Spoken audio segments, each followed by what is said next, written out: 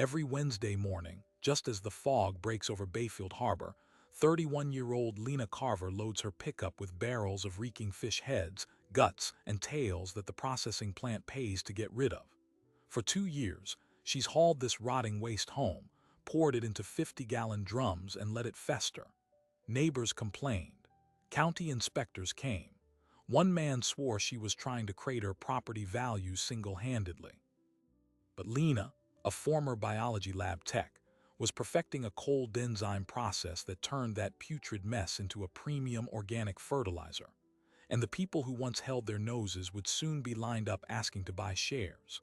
Lena Carver was the woman everyone in Bayfield loved to ridicule, until the day the ridicule stopped. Beneath the foul smell and the complaints was a discovery that would make her a quiet fortune and expose how an entire industry had been throwing away a gold mine. What she knew that no one else did starts with a failed experiment, a foreclosed property, and a secret she'd kept since leaving her lab coat behind. Lena Carver didn't grow up around boats or salt water. She was born inland, in a landlocked town where the closest thing to a fishing industry was the frozen fillet aisle at the grocery store.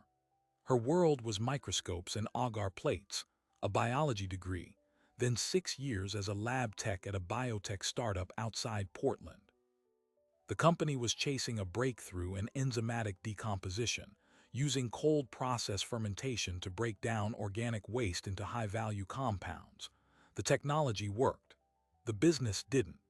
The startup folded, owing investors millions, and Lena walked away with a cardboard box of notebooks, a severance check, and a conviction that the science itself was sound.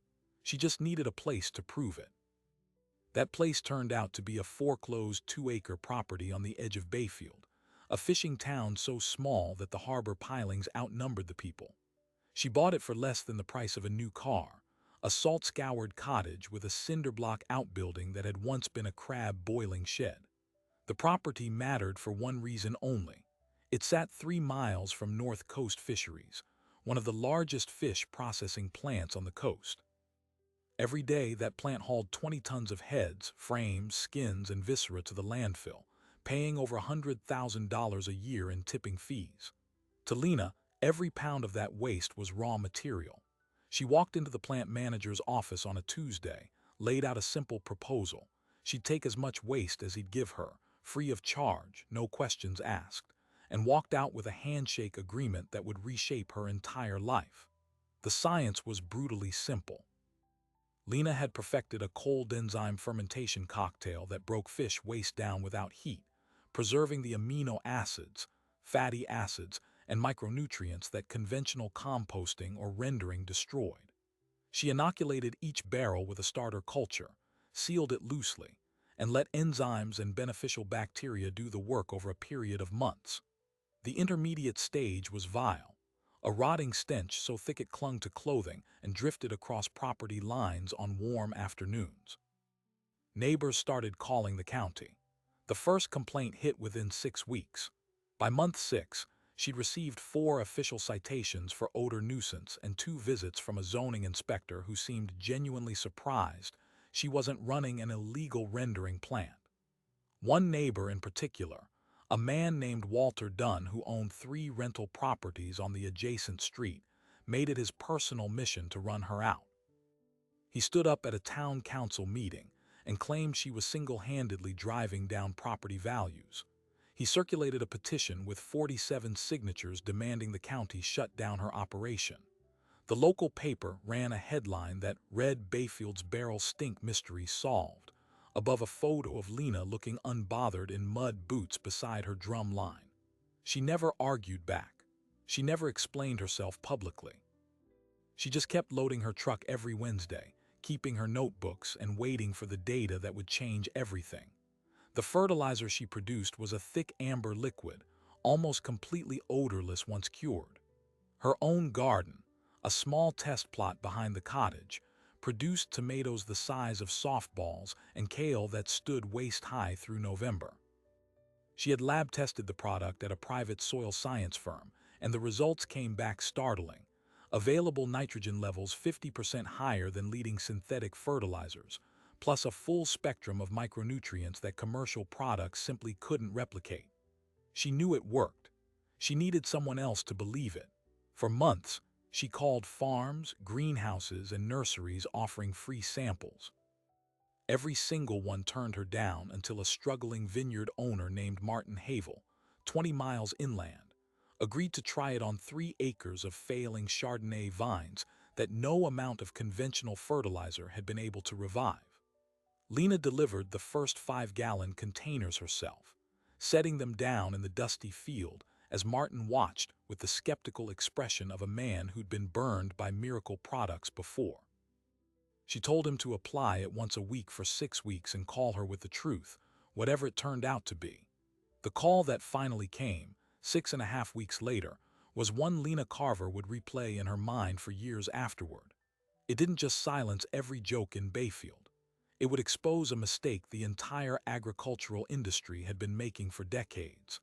Martin Havel called at 8 in the morning, and Lena let the phone ring 5 times before she picked up. She was braced for disappointment, for the standard polite thanks but no thanks farmers had been giving her for months. Instead, Martin asked if she was sitting down. The 3 test acres he had dosed with her amber liquid had produced vine canopies so thick his crew had trouble walking between rows. The leaves were a deep, almost waxy green. The grape clusters were heavier, more uniform, and the sugar content bricks, in vineyard terms, had jumped nearly 2 full points over the untreated sections. He had never seen a soil amendment work that fast, and he had tried everything including a $30,000 mineral injection program 2 seasons earlier that barely moved the needle. He wanted enough barrel rot for his entire estate, all 80 acres, by the start of next season. That single order changed the financial math of Lena's entire experiment overnight. She did the calculations on the back of an old lab notebook. At the price she quoted Martin, an 80-acre vineyard order alone would put her into 6-figure revenue territory before she'd even approached a second customer. But delivering that volume meant scaling from a dozen barrels in a shed to a legitimate production facility, and it meant doing it fast. She called the North Coast Fisheries manager and asked for something she'd never dared request before, a dedicated waste stream. Not the mixed scrap the plant was happy to offload, but sorted, cold chain-preserved fish remains delivered within hours of processing, kept at a temperature that maximized enzyme retention. In exchange, she offered to take tripled volume and do it without charging a dime. The manager, already under county pressure for his own landfill volume, agreed before the week was out. Lena used the balance of her severance to buy 60 repurposed food-grade drums, a walk-in cooler, and enough starter culture to seed a fermentation line that could process 1,000 gallons at a time. She converted the old crab boiling shed into a climate-monitored fermentation room, running temperature probes to her phone so she could wake at 3 in the morning and adjust ventilation without leaving her bed. She hired her first employee, a former fish plant worker named Diego who had spent 20 years on the gutting line and knew exactly which offal broke down fastest. Between the two of them, they built a system that could turn 3 tons of fish waste into finished fertilizer every 6 weeks. The smell, for the record, got worse before it got better, but the county complaints stopped arriving in the mailbox. Not because the problem disappeared, but because by the time the zoning inspector made his 4th visit, he was holding a bottle of cured product and shaking his head in disbelief. The vineyard application went down in April, and by June, Martin Havel had shown his neighbor, a blueberry grower named Carla Sims, the vines. Carla didn't need an 80-acre trial.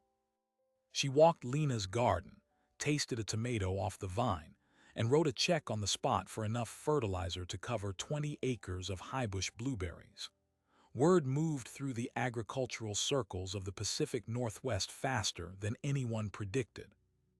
Lena fielded calls from a cannabis greenhouse in southern Oregon, a hazelnut orchard in the Willamette Valley, and a golf course superintendent in Bend, who had been fighting soil compaction on his greens for 3 seasons and was willing to try anything. Each new customer wanted something slightly different, a different application rate, a different packaging format, and each demand forced Lena to professionalize further. She registered the business under the name Beryl Creek Organics, filed for an organic input certification, and learned the export paperwork required to ship 5-gallon totes across state lines. The biggest shock didn't come from the farming community.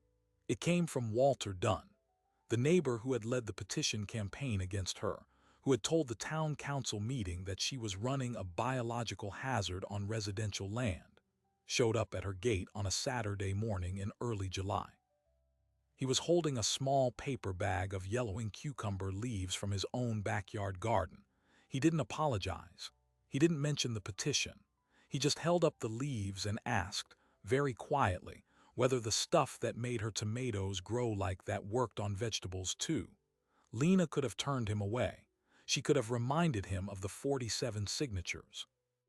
Instead, she walked him to the curing shed, filled a sample jar from the finished batch, and told him to come back in a month with an honest report.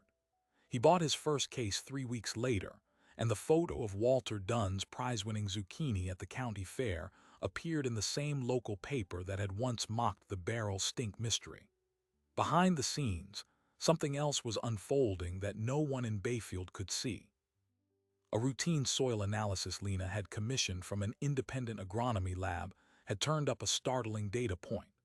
Her cold enzyme fertilizer wasn't just feeding plants. It was reactivating dormant soil microbiology in ways that synthetic NPK fertilizers couldn't match. The amino acid profile included 18 different peptides that had been stripped out of the conventional fertilizer market decades earlier in the push toward cheaper, simplified chemical sources.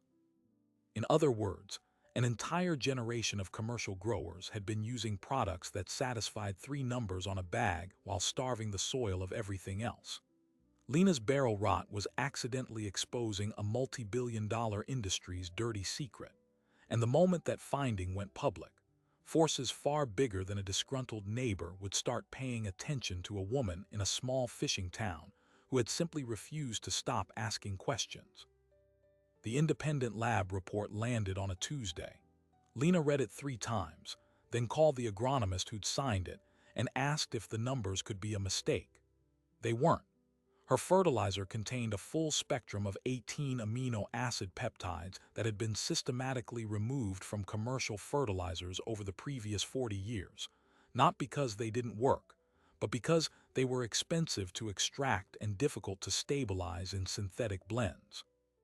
The industry had decided it was cheaper to sell farmers a stripped-down product and let them chase deficiencies with separate supplements, a cycle that generated billions in recurring revenue. Lena's cold enzyme process preserved those peptides naturally, no extraction required. She hadn't just stumbled onto a better fertilizer.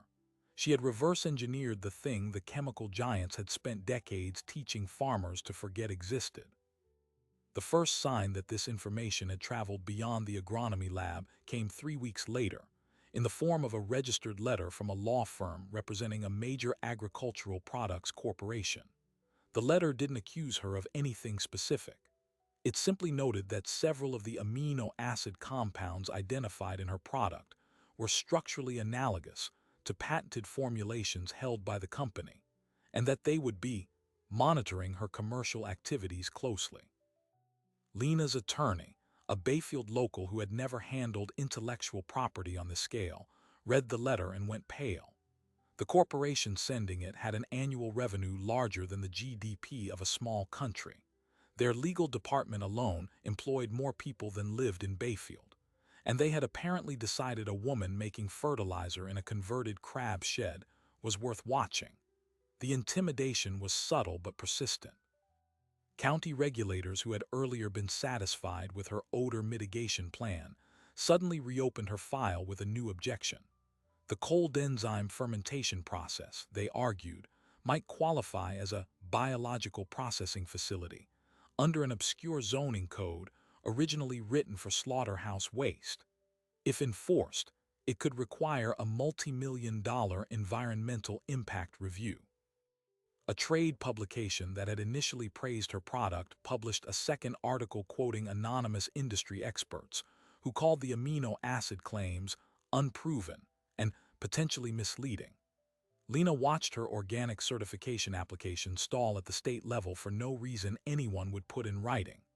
Then Carla Sims, the blueberry grower who'd written a check on the spot, called with news that changed the entire equation. A large agricultural buyer had tested her berries after that season's harvest and found micronutrient levels, zinc, boron, manganese, that exceeded anything in their database. They wanted to know what she'd used on her fields. Carla had given them Lena's number. Within 48 hours, Lena's voicemail filled with inquiries from 3 other growers, a produce distributor, and a journalist from a respected agricultural publication who had gotten wind of the lab report and wanted to write a feature. The industry was trying to squeeze her out with one hand, but with the other, the market was pulling her in faster than she could manage. The journalist, a woman named Sarah Mankiewicz, spent 2 days in Bayfield interviewing Lena, Diego, and half a dozen farmers who'd used the product. She visited the fermentation shed, watched the process end to end, and left with a sample that she paid to have independently tested at a university lab. The article that ran 6 weeks later didn't just endorse Lena's science. It laid out a timeline showing how the agricultural chemical industry had known for decades that soil microbiomes were collapsing under synthetic inputs and had chosen to market solutions that addressed symptoms rather than causes. The piece named the corporation that had sent the threatening letter. It quoted the original lab report in full. It called Lena's work the most significant commercial application of enzymatic decomposition since the development of modern composting. 2 things happened in rapid succession. A national organic farming cooperative contacted Lena and offered to become a distribution partner, guaranteeing purchase of her entire production capacity at a price that would make Barrel Creek Organics comfortably profitable overnight. And the corporation that had sent the letter quietly withdrew its objection, offering instead a licensing inquiry that Lena's attorney advised her not to answer without a long, careful conversation. The choice she faced wasn't between failure and success anymore. It was between staying small and taking a buyout that could make her wealthy but might bury her product for good, or betting everything on a scaling push that would require bank loans, new equipment, and a direct confrontation with an entrenched industry that hadn't stopped watching her for a single moment. Lena Carver turned down the buyout on a Thursday afternoon, standing in the same crab shed where her first barrel had ever fermented. She didn't need the notes her attorney had prepared. She already knew what she'd be saying yes to instead. The National Organic Farming Cooperative had offered her a distribution contract that guaranteed purchase of her full production for 3 years, at a price that put Barrel Creek Organics on track for mid-7-figure annual revenue. The terms gave her full control of the formula, the process, and the company. That same day, she called her bank and applied for a commercial loan to convert a shuttered fish processing warehouse 2 miles down the coast into a 20,000 square foot fermentation facility. The build-out took 8 months. She hired 8 people from Bayfield, including 2 who'd worked at the closed warehouse before it went under. Diego, her first hire, became production manager. Walter Dunn, the neighbor who'd collected 47 signatures against her, walked back through her gate a second time, not for a sample jar, but to ask if she needed anyone to handle sales and distribution. He knew every farmer, farm shop owner, and nursery manager within 100 miles, and he'd spent the past year telling everyone who'd listened that he'd been wrong. She hired him on a commission basis and watched him outsell every projection she'd given the bank. The legal intimidation faded without a final confrontation. Sarah Mankiewicz's article had run in print and online, nomming the corporation that sent the letter and quoting the university lab's independent analysis. The coverage triggered a small wave of op-eds in agricultural journals, several of which asked why farmers had been paying premium prices for synthetic products that stripped critical amino acids from the soil in the first place. The corporation's legal department quietly closed its file on Barrel Creek Organics, and within 6 months, an industry conference included a panel on alternative organic inputs that Lena was invited to sit on. She didn't deliver a victory speech. She walked the audience through her pH logs, her enzyme ratios, and the amino acid profile that had scared an entire industry into sending her a registered letter. The new facility came online in March. The old crab shed stayed as a test lab and a reminder. By the end of the calendar year, Barrel Creek Organics was shipping fertilizer to over 200 farms, vineyards, and nurseries across 11 states. The North Coast Fisheries Plant, which had once paid $100,000 annually to dump waste, now received a monthly check for its separated, cold chain-preserved raw material. What had been a cost center for the processor became a revenue stream, and the plant manager who'd shaken Lena's hand on that first Tuesday retired with a reputation for spotting unconventional talent. The single most surprising detail of this entire story arrived in a plain envelope with no return address, 3 years after Martin Havel's first call. Inside was a handwritten letter from the former CEO of the biotech startup, where Lena had worked as a lab tech. He'd read about Barrel Creek in a trade magazine and spent a weekend reviewing his own company's old research files. It turned out that in their second year of operation, the startup had tested a cold enzyme fermentation pathway nearly identical to the one Lena later perfected, but they'd used vegetable waste as a feedstock and abandoned the project when the enzyme retention rates proved too inconsistent. They'd never tried fish. They'd never considered that marine amino acid profiles might stabilize the reaction in ways plant matter couldn't. The CEO wrote that he'd spent years assuming the technology was a dead end, only to watch a former employee prove the entire premise was right and the feedstock was the only thing that had been wrong. He wasn't asking for anything. He just wanted her to know. Lena framed the letter and hung it in the crab shed next to her first notebook. She still lives on that same 2-acre property. She still drives her own pickup, though she no longer loads the barrels herself. And every Wednesday, the fog still rolls over Bayfield Harbor as a refrigerated truck backs up to her loading dock, not with waste, but with raw material that the world had been paying to bury, waiting for someone stubborn enough to see what it actually was. The story of Lena Carver was never really about fish guts, or fertilizer, or even the 7-figure company she built from a crab shed. It was about the thing her former CEO confessed in that handwritten letter, that the answer had been sitting in front of them the entire time, and they had missed it because they were too busy looking for a different kind of solution. The fish were never the problem. The process was never the problem. The only thing that had ever been missing was the willingness to stand in a foul-smelling shed and keep asking what everyone else had already stopped asking.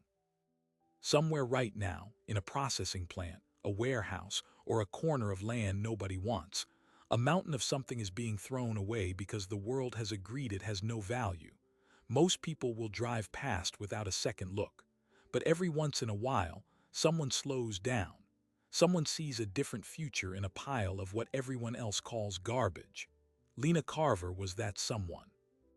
And if her story teaches anything, it is that the next great idea might already be rotting in a barrel somewhere, waiting for a person stubborn enough to open the lid. If this story reminded you that opportunity doesn't always arrive looking like one, hit subscribe and tell us in the comments about something you once overlooked that turned out to matter. Share this video with someone who needs a reminder that the messiest chances are sometimes the best ones. And as always, let us know where in the world you are watching from tonight.